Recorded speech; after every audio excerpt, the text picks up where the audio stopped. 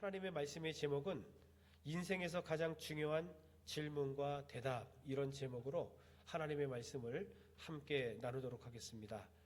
여러분, 말씀 나누시기 전에 먼저 우리 옆 사람하고 이렇게 한번 질문을 한번 던져보십시오.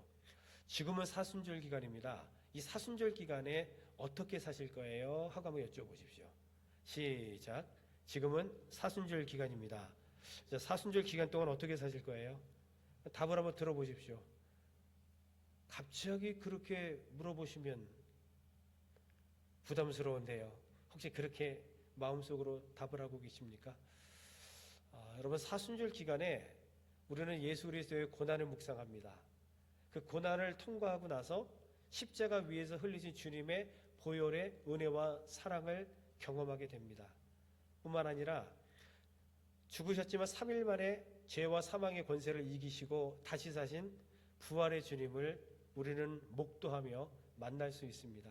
이 사순절 기간에 우리가 예수 그리스도를 깊이 묵상하면 특별한 하나님의 은혜를 발견할 수 있다는 말이죠. 아무쪼록 저와 우리 성도님들 이 사순절 기간에 예수 그리스도를 깊이 묵상하는 그러한 시간이 되시기를 부탁을 드리겠습니다. 여러분, 러시아의 문호 톨스토이, 우리가 잘 알고 있죠. 그 톨스토이의 단편집 중에서 3가지 질문이라는 책이 있습니다. 그 내용을 요약하면 3가지 질문이 나와요. 한번 여러분들도 한번 마음속으로 답을 해보십시오. 첫 번째 질문은 뭐냐면, 이 세상에서 가장 중요한 시간은 언제인가? 이 세상에서 가장 중요한 시간은 언제인가? 여러분, 언제인 것 같아요? 두 번째 질문은, 이 세상에서 가장 중요한 사람은 누구인가? 가장 중요한 사람은 누구입니까? 그리고 세 번째 질문은, 이 세상에서 가장 중요한 일은 무엇인가? 저와 우리 성도님들 가운데 가장 중요한 일은 무엇입니까? 자, 이 3가지 질문에 이렇게 대답을 합니다. 이 세상에서 가장 중요한 시간은 지금 이 순간이고, 가장 중요한 사람은 지금 내가 대하고 있는 사람이며, 이 세상에서 가장 중요한 일은 지금 내 곁에 있는 사람에게 선을 행하는 것이다. 이렇게 대답을 한 거죠. 여러분, 그런 것 같아요? 어떤 것 같아요? 그러니까 가장 중요한 시간은 지금 이 순간입니다. 이 예배 시간은 오늘 이 시간 지나가면 다시 돌아올 수 없죠. 그러니 우리는 목숨을 걸고 오늘 예배에 집중하고 하나님께 예배를 드림이 마땅할 것입니다. 그리고 바로 내 옆에서, 그리고 함께 같은 공간에서 예배 드리고 있는 지체들이 가장 소중한 사람들입니다. 그리고 이들과 더불어서 예수 그리스도의 사랑을 실천하고 나누는 일이 가장 중요한 일이다, 이렇게 말씀하고 있습니다.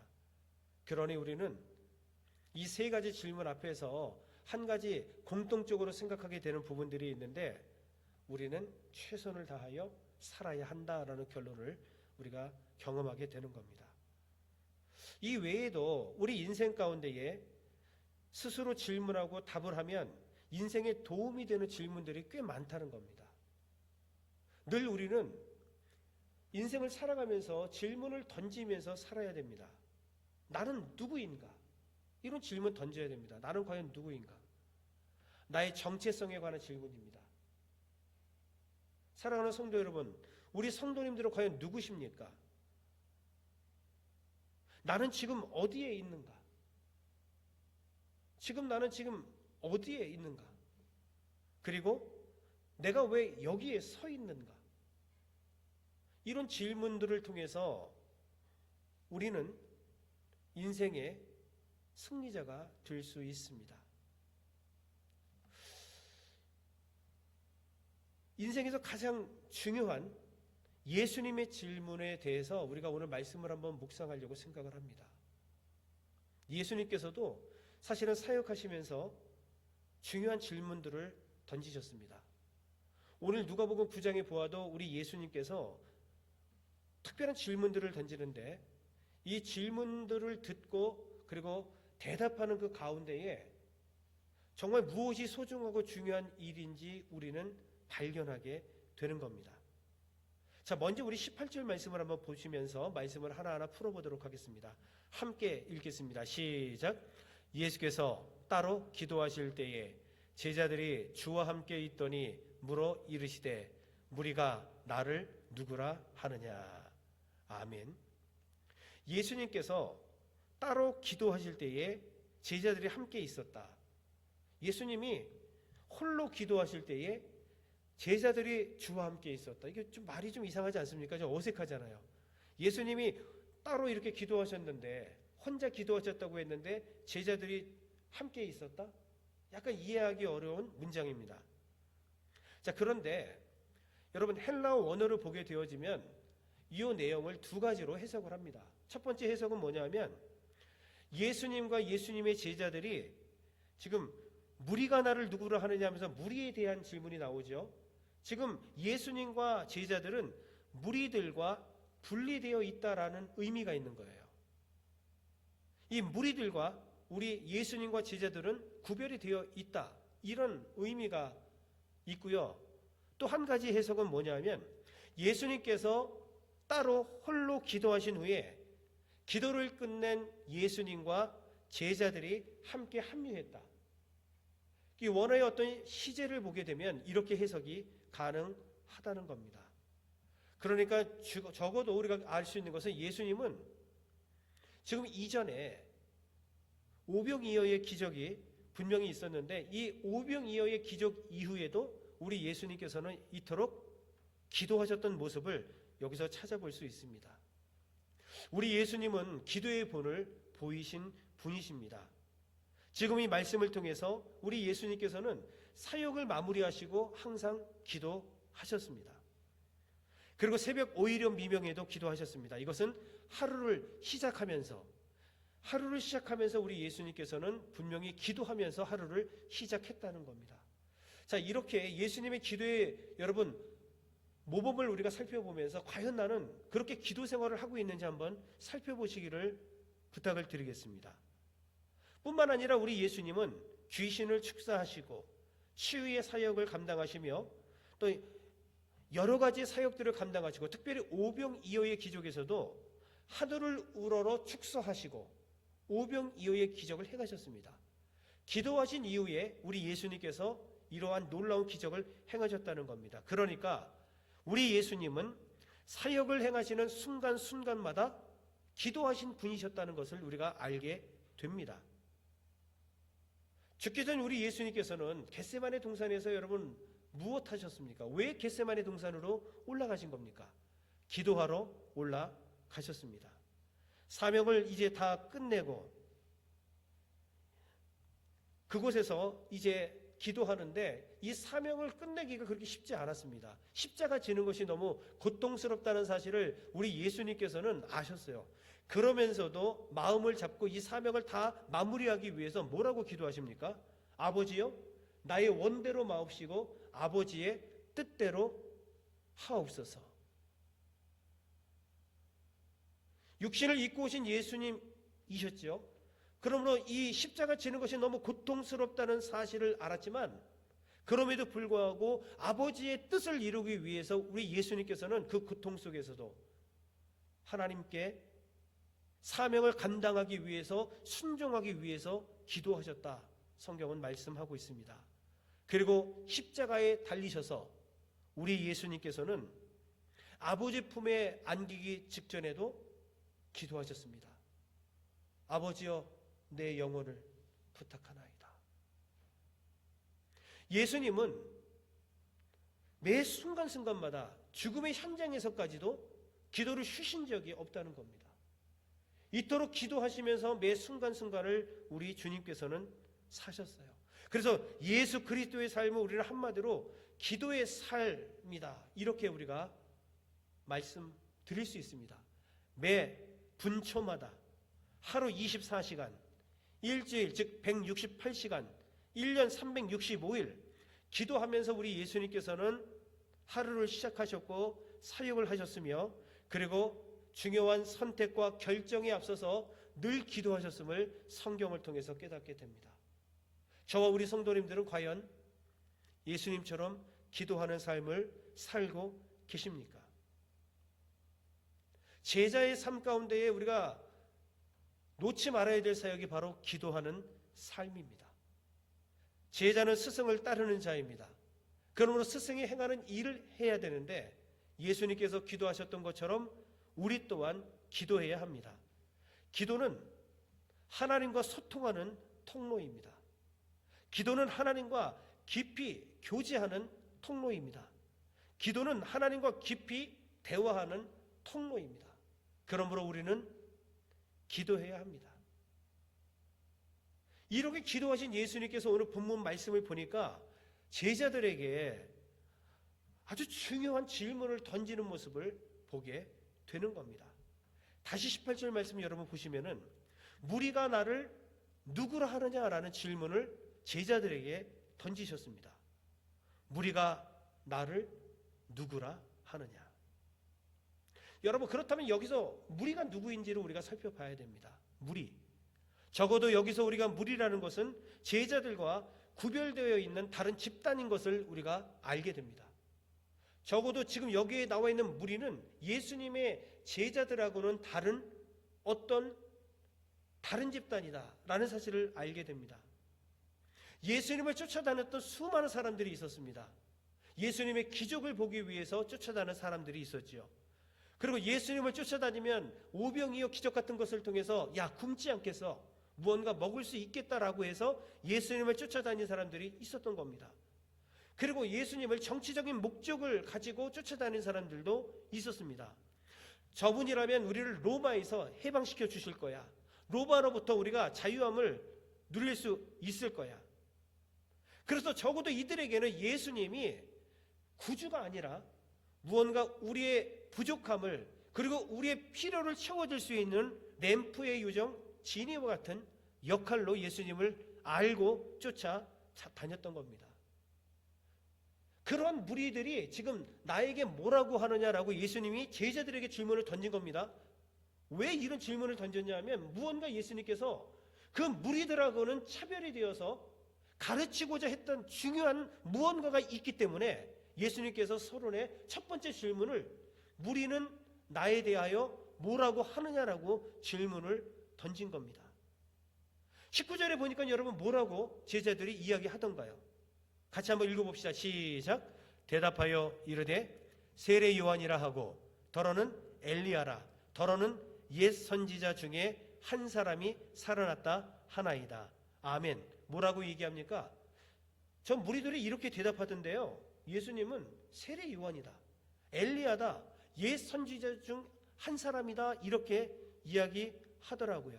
여러분 이거 어떤 의미인지 아십니까?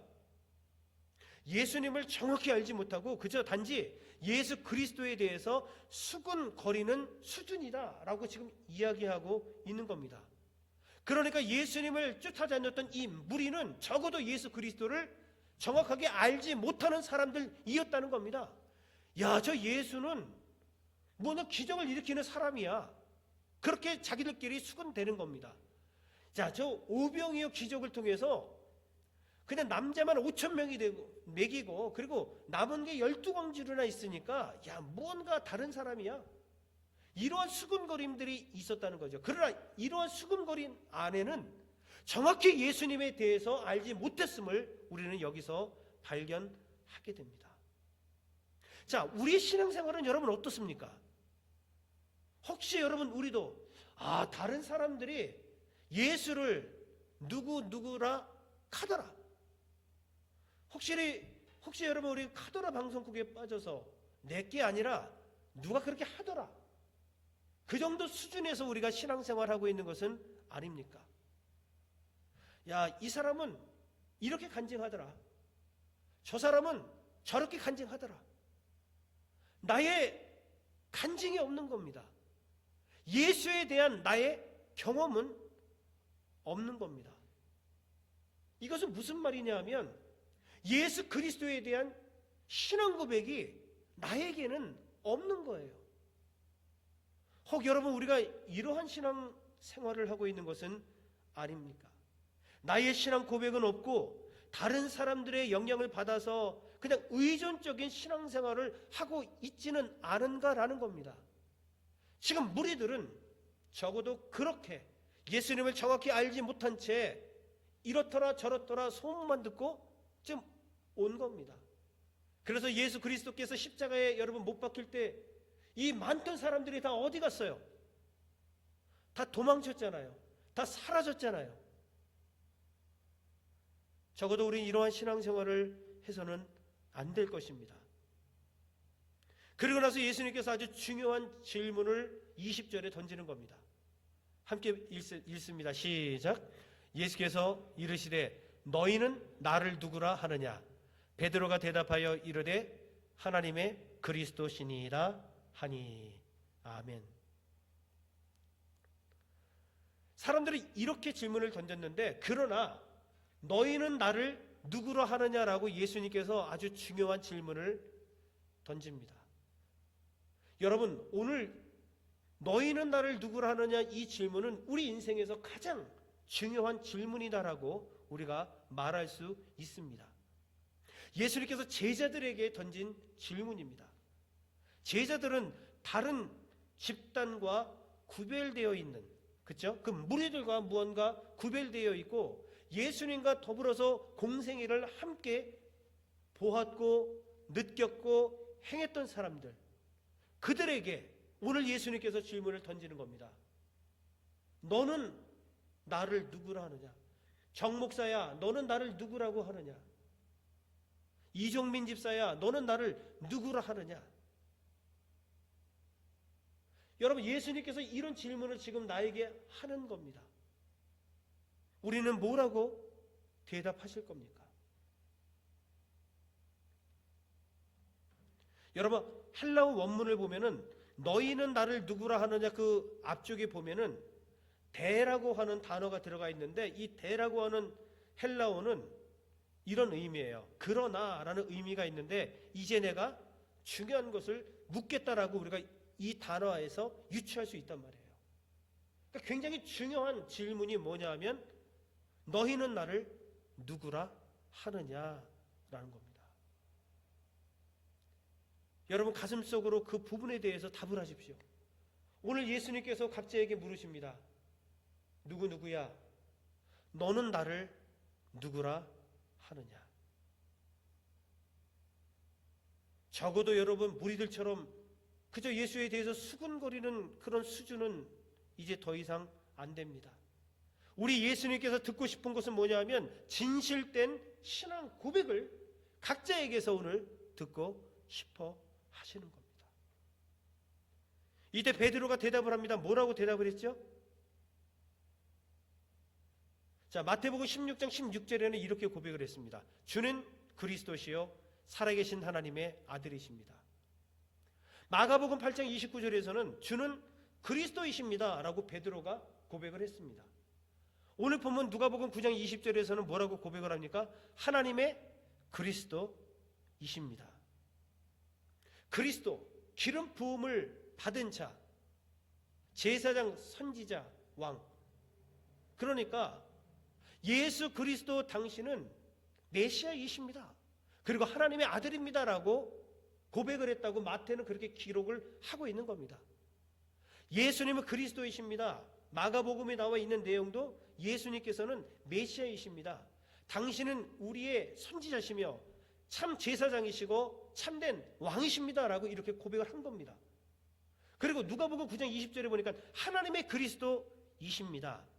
자, 하나님의 그리스도, 이게 무슨 의미일까?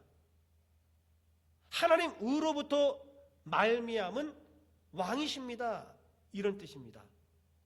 기름 부음 받은 자가 제사장, 선지자, 왕이 있었지만 오늘 본문의 내용은 대부분 함축적으로 왕 대신 예수 그리스도에 대해서 여러분 이야기하고 있는 겁니다. 그러니까 적어도 지금 베드로는 너는 나를 누구라고 하느냐라고 했을 때에 주님은 나의 왕이십니다, 이렇게 고백을 했다는 겁니다. 주님은 온 세상의 통치권을 가지고 계신 왕이십니다라고 베드로가 오늘 고백을 한 겁니다. 마태복음 28장 18절에 보면은 하늘과 땅의 모든 권세를 내게 주셨으니라고 예수님께서 고백하시잖아요. 우리 예수님은 왕이십니다. 하늘과 땅의 모든 권세를 갖고 계신 왕이신 분, 그분이 바로 예수 그리스도십니다. 그래서 지금 베드로는 이렇게 본인의 신앙 고백을 하고 있는 거예요. 당신은 온 인류의 통치권을 가지시고 통치자 되시는 왕이십니다라고 이렇게 고백을 한 겁니다.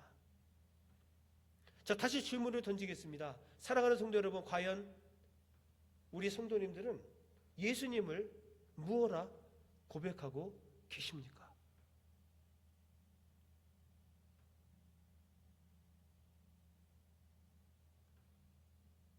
예수 그리스도를 왕으로 고백할 수 있는 믿음이 되시기를 주의 이름으로 간절히 축원합니다. 고백하셔야 됩니다. 여러분, 고백이라는 말이 무엇입니까? 숨김없이 사실 그대로 말하는 것이죠. 그 신앙 고백은 무엇일까요?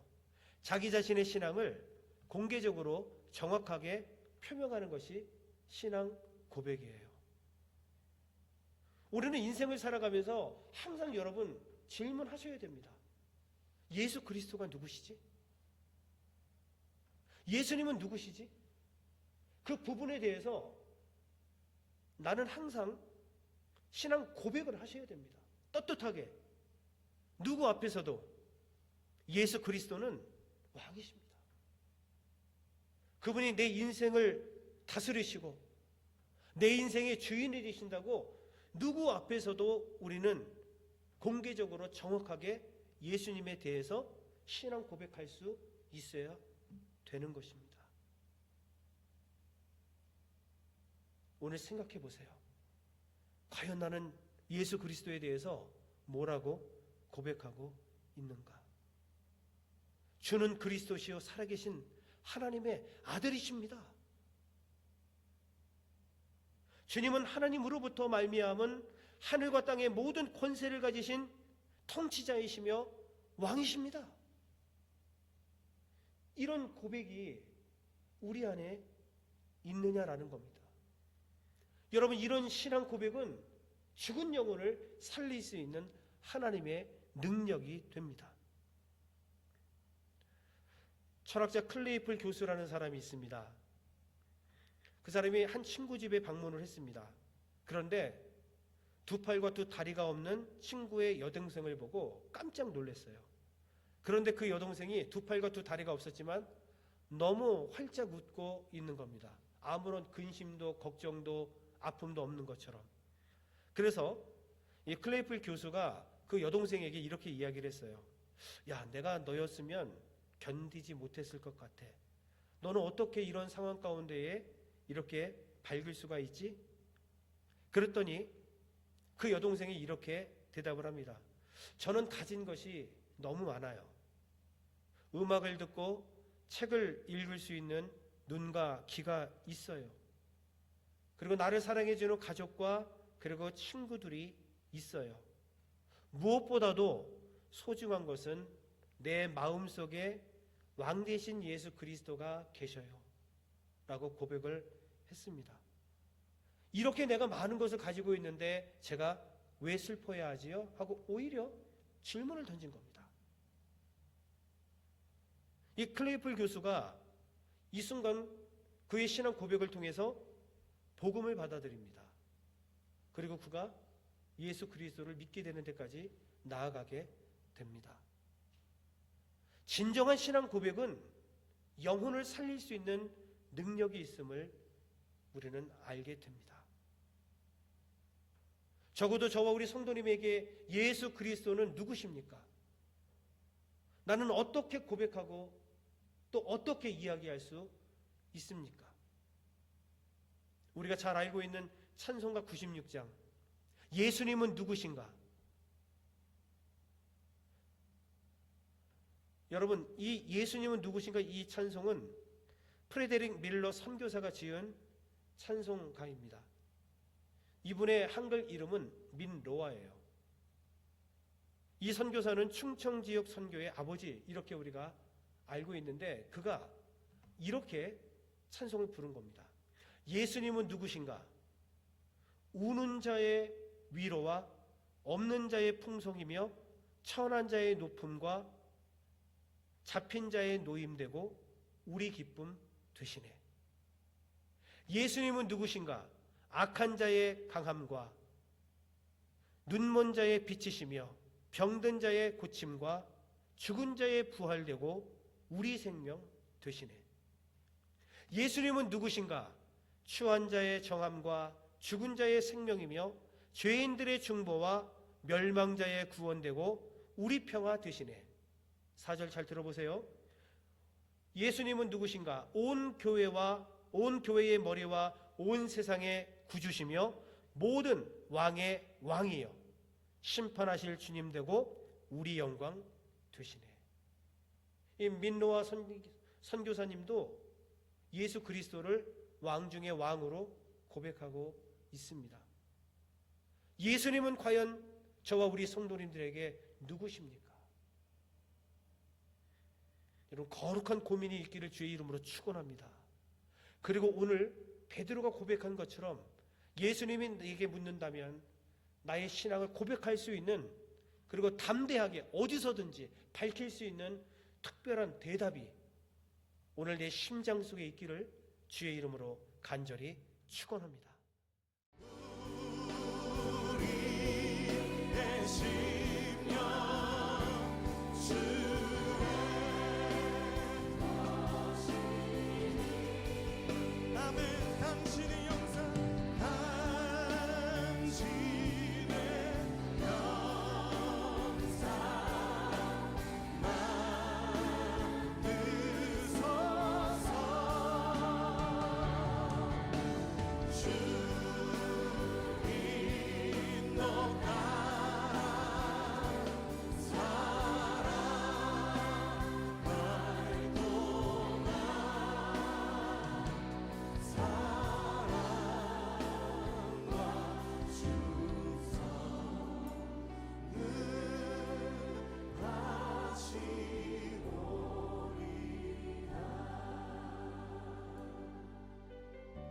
십자가를 질 수 있나 주가 물어보실 때 십자가를 질 수 있나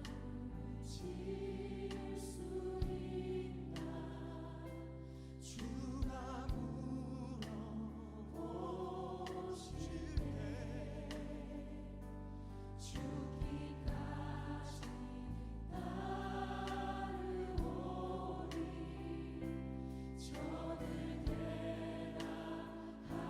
오늘 우리에게 묻고 계십니다. 십자가를 질 수 있나 주가 물어보실 때 죽기까지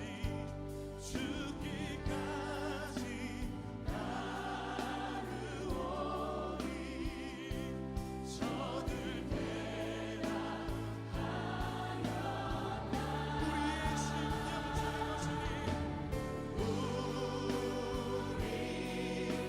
심령 주의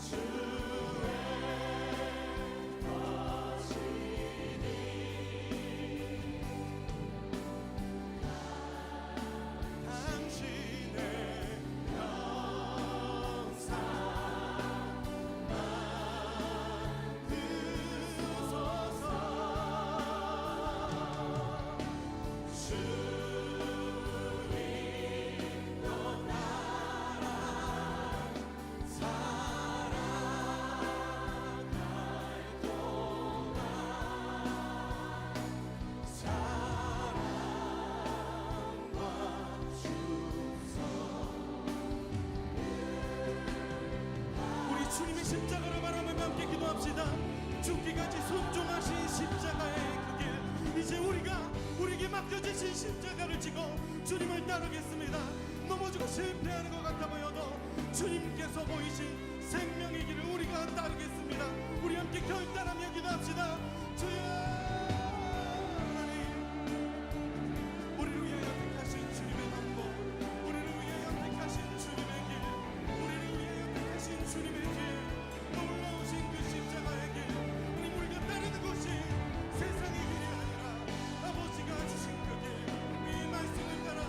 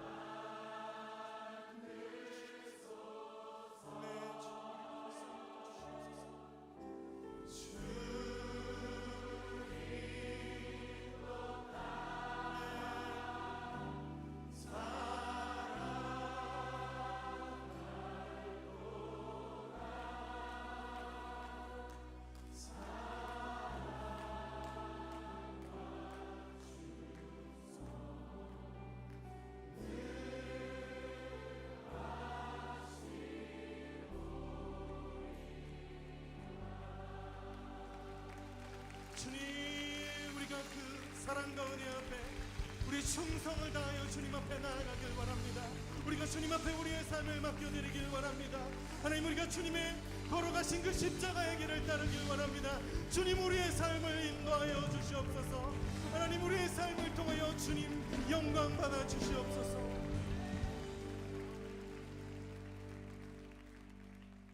우리 주님 앞에 감사의 박수 올려드립시다.